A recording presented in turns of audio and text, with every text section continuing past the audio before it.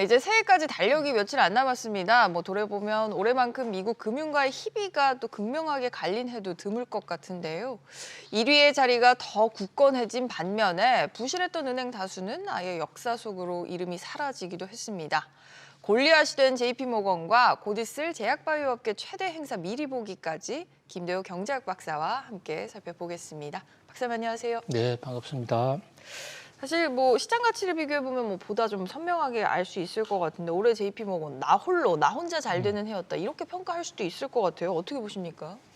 예, 올해 세계 경제에 특히 미국의 가장 큰 특징적인 경제 현상이라고 그러면 금리 인상의 쇼크가 상반기에 상당히 심했고 이제 지금은 금리 인하로 갈 수 있을까 하는 피벗의 기대가 나오고 있는 상황인데요. 2022년부터 시작된 금리 인상의 파고가 상당히 크게 영향을 줬습니다. 그 영향이 기업에는 어떤 영향을 주냐, 특히 금융산업에 어떤 파장을 가져왔을까라는 분석이 지금 잇따라 나오고 있는데요. 자, 여기서 JP 모간이라는 회사, 미국 최대의 은행입니다. JP 모간, 이 지금 시장 가치가 4,852억 달러로 엄청나게 올라갔습니다. 그러다 보니까 2등인 VOA 은행, 아메리카 은행이죠. 여기에 2,600억, 또 3위인 시티그룹에 977억, 그러니까 2등, 3등을 다 합해도 1등에 못 미치네요. 1등에도 아직 크게 못 미치는 거죠. 그만큼 1등이 압도적인 우위가 드러났다. 자, 이 대목을 금리 인상기에 왜 이런 현상이 생겼느냐와 관련해서 좀 주목해 볼 필요가 있는데요. 자, 이 금리 인상으로 금융 환경이 어려워지고 또 일부 지역 은행들이 도산을 하게 되니까 지금 많은 미국의 투자자들 입장에서는 불안감, 그래서 좀 큰 은행, 믿고 맡길 만한 은행에 돈을 몰아준, 그래서 전부 다 JP 모간 쪽으로 전부 돈이 이동한 그 결과가 JP 모간이 엄청난 수익을 누린 그 결과로 나타나고 있거든요. 특히 지금 실리콘밸리에서 SVB 은행 등이 파산을 했는데 그 은행들을 대부분 JP 모간이 샀어요. 그런데 그 은행들의 지금 JP 모간 인수 후에 금리 인하까지 움직임이 오면서 그게 다 호재가 된 거예요. 싼 가격에 샀는데 지금 그게 대박을 낸 그런 형국이죠. 거기다가 투자자들은 혹시 도산의 우려가 있을 것 같으니까 대형 은행들에 대해서 그 MMF 쪽으로 자금이 급속하게 이동하면서 JP 모간 쪽이 유리해졌다. 그 다음에 이제 세 번째는 JP 모간이 그냥 앉아서만 이렇게 그 혜택을 본 것이 아니라 공격적으로 이 금융 환경 변화에 새로운 상품들도 많이 냈다. 이런 세 가지 특징들이 있는데요. JP 모간을 제외한 나머지 은행들의 경우는 지금 상당히 어렵게 됐습니다. 그래서 BOA 은행이라든지 시티그룹 또는 4위의 웰스파고 은행 같은 데는 새해 들어서 대대적인 지금 구조 조정을 한다는 것입니다. 박사님 그러면 2위, 3위, 4위에 있던 예금들도 1위로 갔다는 말씀이실까요? 그쪽이 크게 움직였다기보다는 그쪽은 별로 늘어나지 않았다고 볼 수가 있는 거죠. 그러니까 상대적인 격차가 굉장히 커졌고 거기다가 금리 인상 속에서 결국은 채권 가격에 대한 투자 이런 것이 투자 실패가 일어나고 이러면서 금융기관들이 그렇게 크게 돈을 벌지를 못했다. 이건 우리나라 상황하고는 좀 많이 다르죠. 우리나라는 4대 은행들이 거의 비슷해요. 패턴이. 그것은 새로 특별히 창의적인 활동을 한 것도 없고 또 정부의 규제 속에서 그냥 있는 현상대로만 꾸려가다 보니까 4개 은행들이 다 같이 돈을 버는 그런 형국이었지만 미국은 메이저 은행 중에서도 잘 되는 은행과 못 되는 은행의 차이가 좀 두드러지게 나타났다. 이렇게 볼 수가 있고 특히 내년에 가면 미국 금융업 입장에서는 대대적인 구조조정을 하느라고 상당한 시련이 지금 예상이 된다 이렇게 볼 수가 있겠습니다. JP모건 우리가 또 알아야 되는 회사고 여러 번 전해드리기도 했는데 사실 뭐 이제 연준 의장보다 더 입지가 높다는 월가 황제라고도 많이 부르잖아요. 제이미 다이먼 또 한번 집중을 해봐야겠죠. 그렇습니다. 그 미국의 은행 역사에서 모간 가문은 그야말로 초기 미국을 일으키는데 결정적인 기여를 했고요. 여러 번의 금융 위기가 있었을 때도 모관이 직접 나서서 일으켜 세웠습니다. 그리고 미국의 대표적인 어떤 산업들, 이를테면 카네기 철강도 그렇고 또 제너럴 일렉트릭이 에디슨이 전기를 만들었을 때도 그 아이디어는 또 그 기술은 과학자, 기술자들이 만들었지만 자금 펀딩을 해서 들어가는 것은 JP 모간이었습니다. 그런 면에서 이제 JP 모간은 사실상 미국의 삼파역이다 이렇게 볼 수가 있고요. 한때 이 JP 모간의 광고 슬로건이 하느님이 지구를 만들었지만 JP 모간은 그 지구를 살만한 금융 제국으로 만들었다. 그러니까 재창조를 했다. 이런 식으로까지 얘기를 했고 특히 지금 수에즈 운하가 문제가 되고 있습니다만은 남미에 있는 운하 이런 거 팔 때도 JP 모간이 펀딩을 했기 때문에 가능했던 것입니다. 자, 이런 면에서 우리나라 금융기관하고 비교가 되는데 이자 장사만 하고 있는 한국 금융기관 뭐 그것은 자신들의 노력하고는 별로 관계가 없잖아요. 그런데 미국 금융기관은 그런 면에서는 상당히 차별화가 된다. 이자 장사에 위해서 특별히 수익이 늘지 않았어요. 그런 금융 환경 변화에 따라서 공격적으로 그 미국 경제가 필요한 곳에 돈을 대주면서 금융 주도로 산업을 일으키는 그런 기여를 많이 했다. 자, 그러다 보니까 이제 이 JP 모간이 올가의 금융 황제가 됐다.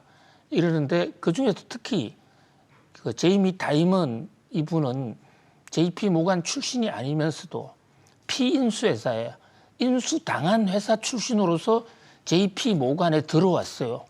입지전적인 인물이네요. 예, 그런 분이 JP 모간의 최고 실력자가 되고 사실상에 지금 최대 대주주가 된다는 얘기는 두 가지 면에서 굉장히 입지전적이죠. 앵커님 잘 지적하신 대로 본인의 능력도 출중하고요. 또 JP 모간이란 은행의 문화도 그게 가능했던 토양이 그렇습니다. 그러니까 성골 출신들만 키우는 지금 우리나라에 우리은행이라는 곳이 있는데 거기는 우리은행의 상업은행 출신이냐 한일은행 출신 아직도 지금 성분을 따져가면서 돌아가면서 하고 있단 말이죠. 이런 식의 전근대적 뭐 전근대적이 아니라 전고대적이죠. 그런 어떤 시스템으로서는 금융산업의 생산성이 없다 이렇게 볼 수가 있습니다. 사실 이제 우리가 JP모건에 또 주목하는 이유가 또 바로 다음 달에 있을 행사 때문이기도 한데요. 다음 달에 이제 전 세계 제약바이오 업계가 모이는 최대 행사가 있잖아요. 근데 이걸 JP모건에서 왜 주최를 하는 거죠? 굉장히 중요한 대목을 지적을 해주셨는데요. 헬스케어 행사, 바이오 산업들 모아서 샌프란시스코에 한 행사입니다. 이 관련해서 지금 전 세계 바이오 업계가 비상인데요. 자, 이 행사를 은행이 주최하고 있다는 겁니다. 이 대목이 바로 은행의 경쟁력, 은행의 생산성이고 우리나라 은행들이 두고 봐야 될 것인데요. 바이오 업체라는 데가 소위 신약 하나 개발하면 세상의 판도를 바꾸지 않습니까? 코로나 때 코로나 백신을 어디서 다 개발했느냐? 미국 회사들이 다 했잖아요. 근데 미국의 바이오 회사들의 기술이 있었지만은 그것을 가능하게 한 것은 JP 모건 같은 미국의 금융기관이라고요. 왜냐하면 신약 하나 만드는데 엄청난 돈이 들어갑니다. 그 돈의 펀딩을 JP 모건 같은 금융회사들이 했는데 자, 지금 1월 8일 날 이제 다음 주죠. 다음 주에 전 세계가 주목하는 JP 모간 주최 헬스케어 컨퍼런스가 있는데요. 해마다 연초가 되면 바이오 주가가 아주 요동을 칩니다. 샌프란시스코에 열리는 JP 모간 헬스케어에 전 세계 바이오 업체들이 다 나와서 지난 1년간 우리 이런 거 개발했습니다라고 발표를 하는데요. 왜 은행 행사에서 나오느냐? 자, 은행이 이것을 오거나이즈를 한 겁니다. 왜 그러냐면 바이오 회사들 입장에서는 기술은 있지만은 자금이 필요하잖아요. JP 모간이 장을 만들어 주는 겁니다. 그래서 전 세계 바이오 전문가들과 금융 산업의 큰 손들이 샌프란시스코에서 해마다 한 번씩 딱 보고 지난 1년간 가장 노력을 한 기업들, 이 상품은 이 바이오는 미래 싹수가 있다. 그러면 돈을 대주는 거예요. JP모건 입장에서는 그렇게 장을 만들면서 얻는 이익은 뭘까요? 장을 만들면서 그것도 굉장히 핵심을 꿰뚫어 주시는데 장을 만들면서요. 자, JP 모간은 그것을 연결을 해줄 때 투자자들 입장에서 JP 모간 믿고 들어가는 거예요. 그러면 그 중개 수수료가 엄청납니다. 거기다가 JP 모간은 이런 헬스케어, 바이오 헬스 컨퍼런스를 하면 언론에 보도되는 그 이상으로 많은 정보를 축적해요. 그리고 인맥 정보뿐만 아니라 기술 정보, 그것을 끝나고 나서 자기들이 또 투자 상품에 투자하거나 대출 정보에 활용을 하는 것이죠. 그러니까 은행이 신산업의 정보를 장악을 하고 있다는 것은 그것은 은행의 경쟁력으로서는 굉장한 어떤 우위에 점할 수 있다는 거죠. 이런 행사들이 미국 은행들이 굉장히 많습니다. 우리나라 금융기관들, 은행들은 제가 알고 있는 선에서는 단 한 건도 없어요. 이런 것이 한국과 미국의 금융 영업 환경의 차이다. 그런 면에서 JP 모간 헬스 컨퍼런스의 바이오 산업도 굉장히 중요하지만 우리 은행도 좀 정신 차려야 될 계기, 하나의 반면 교사가 되지 않은가 그런 생각을 해봅니다. 뭐 예를 들어 우리는 은행들이 모여서 반도체 컨퍼런스를 한다든지 이렇게 할 수 있다는 말씀이신 없습니다. 거죠? 그러니까 할 수 있는 할 생각도 하시는 있을 분도 수 있겠지만은 있죠. 네. 그렇게 드러나지가 않고 있어요. 왜냐하면 가만히 있어도 정부가 정해주는 관치금융 틀 속에서 이자 상담해도 돈을 엄청나게 잘 벌거든요. 그러면서 관치금융의 정부 책임도 굉장히 큰 것이죠. 알겠습니다.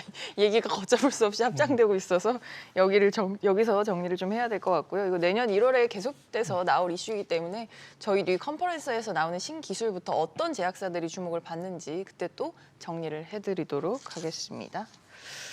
네, 연말 좀 잦은 모임에 장 보시는 분들도 요즘 많을 텐데요. 올해가 녹록지 않았던 거 오프라인 마트들도 좀 마찬가지였습니다. 뭐 휴일에도 쉬지 않고 강력한 유료 멤버십을 내세운 쿠팡의 추격에 맞서서 오프라인 마트는 또 오프라인만 할 수 있는 것에 집중하면서 판 뒤집기에 나서는 모습인데요. 유통가 소식도 이어서 살펴보겠습니다.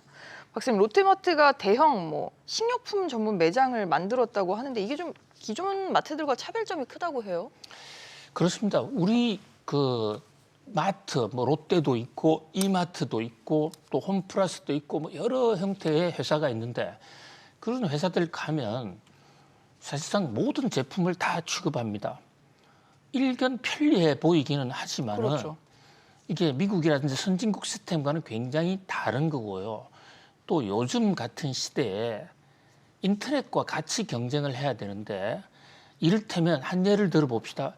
물 같은 게 아니라 물도 중요하지만 물은 덩치가 굉장히 크잖아요.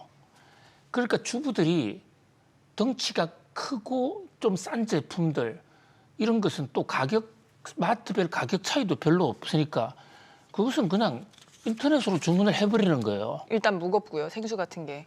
부피도 크고 이런 것을 꼭 마트에서 팔 필요가 있느냐. 왜냐하면 과거에 쿠팡 같은 경쟁자가 없을 때는 온 김에 사간다고 하지만 지금은 경쟁력이 별로 없는 거예요. 그래서 지금 그런 면에서 우리나라의 그동안 마트가 어느 마트나 비슷한 영역을 하는데 이번에 롯데가 시도한 그랑 그로서리는 정말 이 인터넷 시대에 마트가 어떻게 살아남을 것인가를 고민한 그 고민의 흔적이 훨씬 묻어난다. 그러면서 굉장히 창의적이고 혁신적인 시도다. 굉장히 좀 기대를 걸어보고 싶습니다. 어떤 마트길래요? 아니 지금 그러니까 미국의 경우에는 이미 예전부터 식품만 파는 곳이 굉장히 그런 마트들이 전문 회사들이 굉장히 많이 있어요. 그런데 우리나라는 식품만 파는 마트들이 별로 없었잖아요. 사실상 없었어요. 자, 그런데 식품의 가장 큰 장점이 뭐냐면 장점이자 단점이 역시 신선도. 그러니까 음식은 하루 이틀 지나면 바로 시들어 버립니다. 자, 과거에 월마트라는 회사가 한국에 왔습니다. 사실 마트의 역사를 월마트가 열었습니다. 어디로 1호점을 냈냐면 영등포, 그러니까 양화대교 건너가면 있는 영등포, 지금 거기는 코스코가 지금 거기서 영업을 하고 있습니다. 그런데 월마트가 미국 제1위의 기업입니다. 전 세계에서 실패한 적이 없는데 한국에 와서는 실패했습니다. 왜 실패했느냐? 주부들이 가보니까 거기에 주부들한테 말씀 그날 사야 될 가장 중요한 상품, 주부들뿐만 아니라 요즘 셀러리맨들도 이제 퇴근하고 들어갔을 때 그게 식품이에요. 근데 월마트는 식품이 없어요. 그 식품 없어도 과거에 뭐 좋은 상품이 많았는데, 자, 식품이 없다 보니까 우리 주부들 입장에서는 여기 매일 가기는 좀 그런 거예요. 여기를 들려도 또 식료품 사러 또 딴 데를 또 가야 되는 또 거잖아요. 가야 되죠. 그래서 결국은 월마트가 한국에서 철수했어요. 철수하고 그 자리에 어디가 들어가면 이마트가 들어온 거예요. 그게 나중에 이제 그 코스코로 이렇게 넘어가는데 그런 역사가 있는데, 미국의 경우는 그렇게 해도 되는 게요. 미국은 큰 마켓 몰이라는 데 있어서, 자, 옆에서 물건을 팔면 또 한 옆에서는 바로 그로서리가 또 있어요. 그런데 우리나라는 이런 몰 시스템이 아니잖아요. 그러다 보니까 롯데마트나 뭐 슈퍼 하나에서 모든 걸 다 팔았는데, 이게 인터넷과 경쟁을 하면서 이제는 더 이상 경쟁력이 없는 거예요. 그런데 인터넷 쿠팡이라든지 마켓 걸리는 쿠팡이 지금 잘 하지 못하는 종 중에 하나가 신선식품이에요. 그렇죠. 초신선식품, 또 즉석조리식품도 이런 그로서리는 가능할 거고요. 예. 바로 그런 면에서 롯데마트가 사실 이번에 환경 변화에 마트가 갈 길을 하나 보여주고, 사실 90%의 그랑 그로스리를 만들었다는 것은요, 그것은 또 하나의 쿠팡과의 한번 전면전을 선포해 본다. 그다음에 그동안 식품점에 가면 회사마다 상품이 다른데 여기 있는 상품이랑 다 비슷했어요. 차별점이 좀 약하죠. 근데 이번에 그랑 그로서리는 의도적으로 수입 식품부터 시작해서 그냥 식품의 모든 것을 한 자리에 놓고 본다. 우리 지금 K푸드가 세계적으로 관심을 끌고 있는 상황이고, 또 가격이 특정 제품이 올랐을 때는 수입 제품으로도 대체를 해야 되는 그런 상황, 정부도 할당 관세를 하고 있는데, 신속하게 그랑 그로서리에 가면 모든 걸 다 해결할 수가 있다. 그런 면에서 식품 산업의 혁신으로 이어질 수 있는 매우 색다른 시도고, 이런 시도가 일어나야 사실은 이런 이 온라인 회사와의 제대로 된 경쟁이 될 수 있다, 이렇게 볼 수 있습니다. 사실 롯데의 사례를 저희가 먼저 살펴봤지만, 신세계 역시도 요즘에 이제 온라인에 조금 힘을 빼고 오프라인 다시 집중하겠다 이런 계획을 발표를 하기도 했습니다. 여태까지 지금까지로 보면 신세계와 롯데 뭐 어디가 더 잘하고 있다고 볼 수 있을까요? 큰 덩치 규모에서는 이마롯쿠 아닙니까? 이마트, 롯데, 쿠팡, 이마롯쿠인데 요즘은 쿠이마롯으로도 바뀌죠. 쿠팡이 그만큼 앞선데, 자, 이마트와 롯데마트 보면 덩치는 이마트가 큽니다. 근데 최근에 이마트의 사실상 용진의 남자라고 불렸던 강희석 씨, 혁신의 대명사, 4년간 경영하다가 불명예 쫓겨났습니다. 그런데 같은 강씨인데 강성현 회장도 두 분이 이력이 비슷해요. 한 분은 연대 경영학과, 한 분은 서울대 법대 출신인데 해외에서 공부하고 또 그 컨설팅 회사에서 잔뼈가 굵어서 뒤늦게 롯데와 이마트로 들어온 분인데요. 강성현 회장은 물론 롯데도 그 온라인을 하지만 기존의 오프라인을 키워가면서 한 전략에 반해서 강희석 씨는 그 이베이를 샀잖아요. 그러니까 지마트로 바꿨는데 엄청나게 비싸를 쌓고 지금 참담한 실패를 했어요. 온라인 대전환 격의 변화였죠, 사실 그때. 전환하면 제대로 변화를 했어야 되는데 전환이 실패했다. 그렇다고 실패했다고 이대로 마트로 또 오프라인으로 간다? 그러면 그것은 실패의 제곱이 될 수가 있잖아요. 자, 지금 온라인도 굉장히 중요하거든요. 온라인은 온라인대로 가면서 신세계나 이마트 입장에서는 오프라인의 장점을 살려가야 됩니다. 자, 그렇게 나름대로 한 성공 사례를 그런 대로 보여주고 있는 게 미국의 월마트예요. 미국의 월마트이 그 아마존하고 경쟁해서 한때 초기에 굉장히 휘청했는데 그런 대로 지금 나름대로 오프라인의 장점과 온라인을 주춤해서 지금 따라오고 있거든요. 그런 면에서 결국 신세계 쪽은 강희석 씨를 쫓아낼 수밖에 없는 그런 어떤 최악의 그 시련을 겪고 있다. 이렇게 볼 수가 있습니다.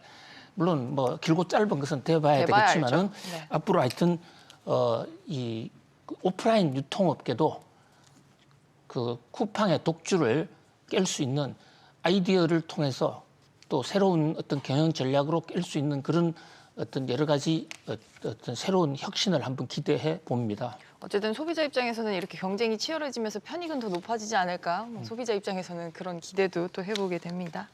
네, 오늘도 저희가 시간을 오버했는데 오늘 저희가 준비한 소식은 여기까지고요. 박사님 미리 인사드릴게요. 새해 복 많이 받으시고 새해 뵙겠습니다. 네, 새해 복 많이 감사합니다. 받으세요.